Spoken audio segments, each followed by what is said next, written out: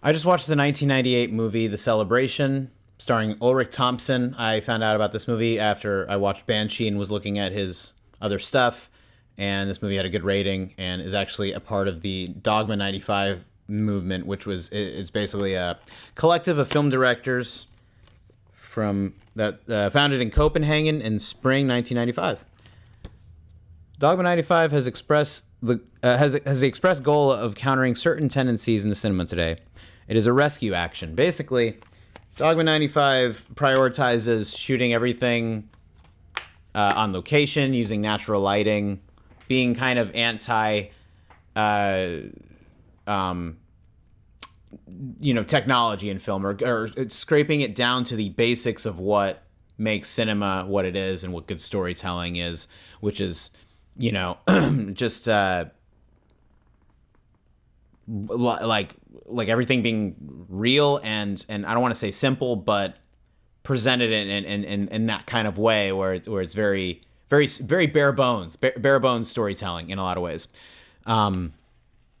which I thought was fascinating when I found out about that a little while back and was just reading about it, and you can obviously look more into it and instead of hearing me butcher the explanation of it. But it goes into I think this is the first or one of the first movies that was made with that approach and with that that kind of appreciation for filmmaking, just in a different kind of way. It says right here it is what is that one thing? The Vow of Chastity.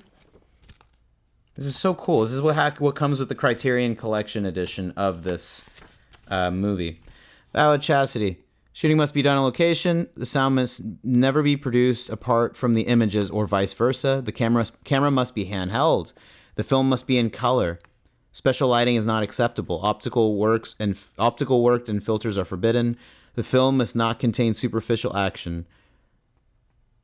Murders, weapons, etc. must not occur. Wow. Temporal and geographical alienation are forbidden. That is to say that the film takes place here and now. See, I'm finding out more about this. There's another one in here. It's like I kind of have to like pull it off, though. It's like I think number 8 is hidden in there. But number 9, the film format must be Academy 35 millimeter. The director must not be credited. Furthermore, I swear as a director refrain from personal taste. I'm no longer an artist. I swear to refrain from creating a quote-unquote work, as I regard the instant as more important than the whole. My supreme goal is to force the truth out of my characters and settings. I swear to do so by all means available and at the cost of any good taste and any aesthetic considerations. Wow. Thus I make my vow of chastity. Lars von Trier and Thomas Vinterberg. So, yeah, it's very, very fascinating. Or really, for someone like me who's kind of like, can be a purist with this stuff as well, or I just appreciate things like I said before, things being kind of stripped down and about what it just said about the truth of the characters and the setting and about what's actually like the moments that are happening and nothing else. It's essentially like anti bells and whistles, like anti, glamour of Hollywood or glamour of what people overdoing of things in that way, which I really appreciate. So yeah, when I found out about this and I was watching Banshee, I looked into Ulrich Thompson's stuff. IMDb is great for discovering things like this, and this just the plot of this movie sounded very interesting. Let me actually get into the movie itself now. The plot is essentially a family reunion that goes pretty awkwardly as certain things get certain secrets are revealed. That's all I can say. That is all I can say because I really don't want to say anything that is going to give those things away. But basically, yeah, it's the most awkward family dinner ever, and it's basically like the main father of the household. Like his parents are still alive, but all of his children are kind of the main characters. It's very reminiscent of Succession, actually. But the main father, it's his 60th birthday, and basically, it's like his family and friends and people that he works with, and just all these people that know him. And then Ulrich Thompson plays like the oldest son, and yeah. Basically, it's just an extremely awkward situation unraveling, and it's very tragic in a lot of ways. It's really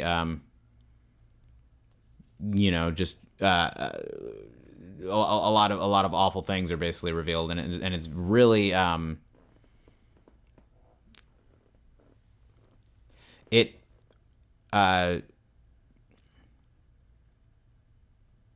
you get that kind of vibe from the movie right up the start. Like, it already kind of right at the beginning, like, or right when the movie starts, the first act of it at least is a lot of like tense characters, and a lot of their kind of, like, you can see these people are like they got issues, or they come off as just like spoiled, rich, these spoiled rich kids turn adults kind of thing.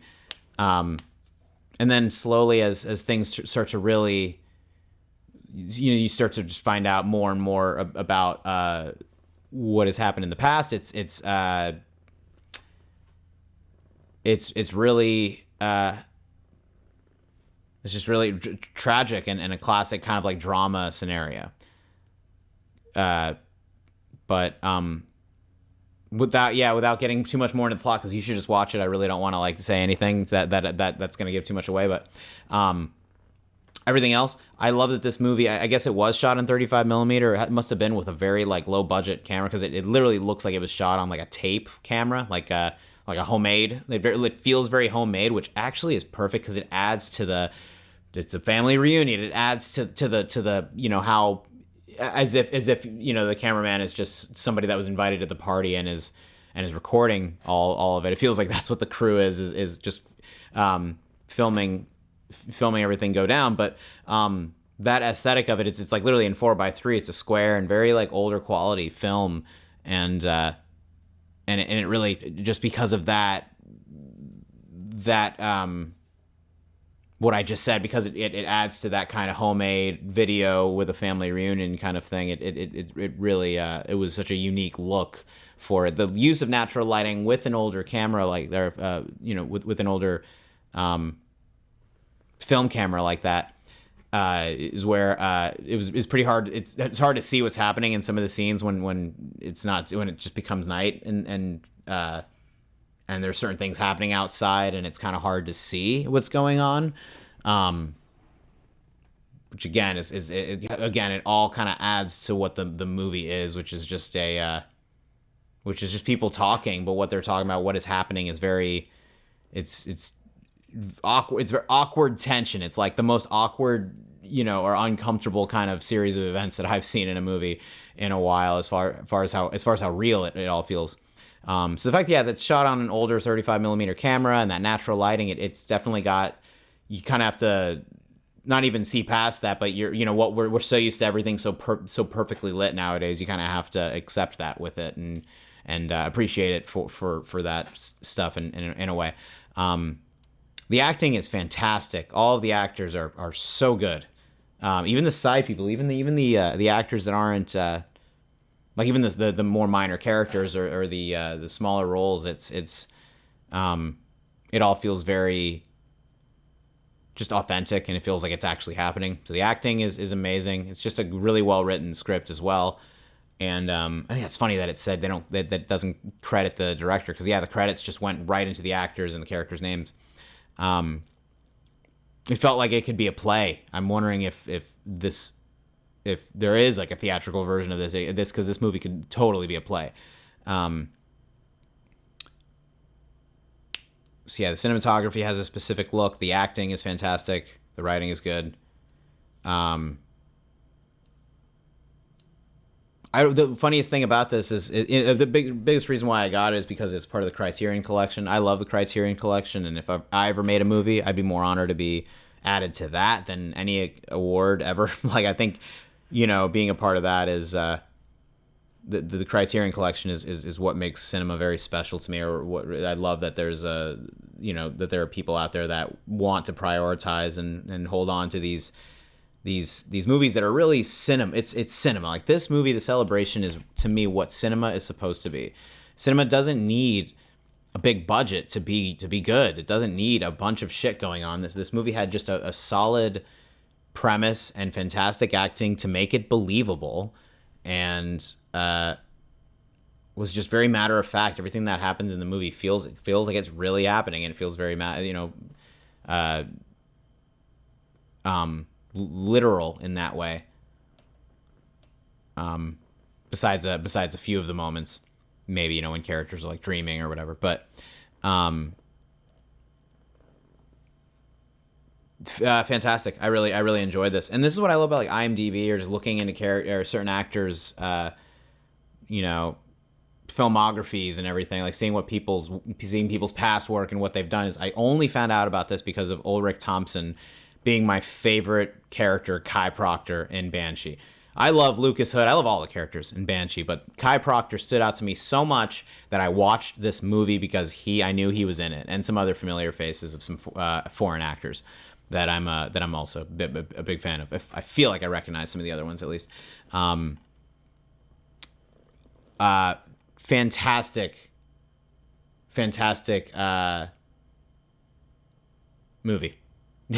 and I highly recommend watching it. I don't know. I was about to say, I don't know if it's streaming or I don't know if it's available on anything. So you might have to order this on physical. Maybe you could find it. I'm curious now to look it up on my Apple TV to see if it is somewhere. But this is the lovely thing about people like this, or like people that conserve these kinds of movies, is there's a reason that I was okay with paying like 30 or $35 for this, is because I just knew I didn't even know I was gonna I didn't know I was gonna really love it. Like in my head, I'm only wanting to physically own movies that are like my all-time favorites, but this is like this is another movie to add to the list of I wish I made this, or I want to make something like this. I really want to make a movie like this that is just all natural lighting and just simple story with really good acting, and I love finding things to add to that, like not even as a reference point in my head, but something to kind of inspire me to do something similar, and a movie that makes me want to make something in my own, something similar in my own way. But the celebration is great.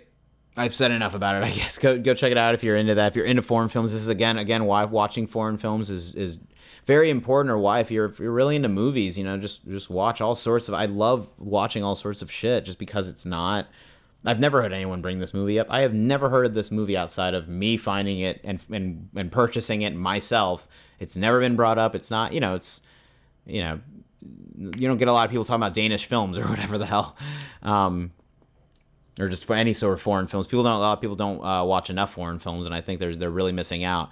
Some of my favorites have been The Anatomy of a Fall, City of God, Irreversible is fantastic. It's really fucking dark and horrifying in a lot of ways, but it's so good. I also love Gaspar Nova's Enter the Void. I think they're such unique movies. Those movies are so different, foreign films. It's anything that's shot outside of. Obviously outside of Hollywood, outside of the U.S. And I think movies like this need to be people need to bring more attention to these kinds of movies. So that's why I was really excited to do a review on this as well. I'm wondering who's even going to watch this video, who's even heard of this movie. If you've heard of this movie and you want to talk about it, I would definitely. Well, we shouldn't talk about it because we would probably get into spoilers, and I don't want people who haven't seen it to see spoilers. So, if you've seen this movie, you know what I mean, as far as how well made this is, and the most independent, small, very small budget, from a small budget standpoint, which I always love. If you've watched these, you know how much I love anything made for cheap. Music, movies, anything that's made for cheap is, in my opinion, the most pure form of talent and ability. Because if you can make something good with nothing, then that's just, it's true talent. There's true talent to that. I don't know if James Cameron can make a good movie without like $1 billion budget at least. I think I've never heard of a James Cameron movie that wasn't a big budget movie.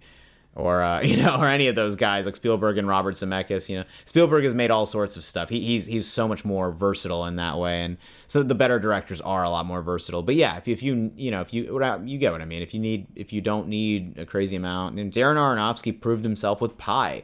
Kevin Smith proved himself with Clerks. Like a lot of my favorite filmmakers ever have been, their first project was something very cheaply made, and this movie felt like it. Obviously, there's no way it cost that much. The actors and the use of the mansion that they were shooting it in was probably what most of the budget went to, and the crew and all that. But yeah, so The Celebration, fantastic film. I recommend it. If you haven't seen it, go check it out.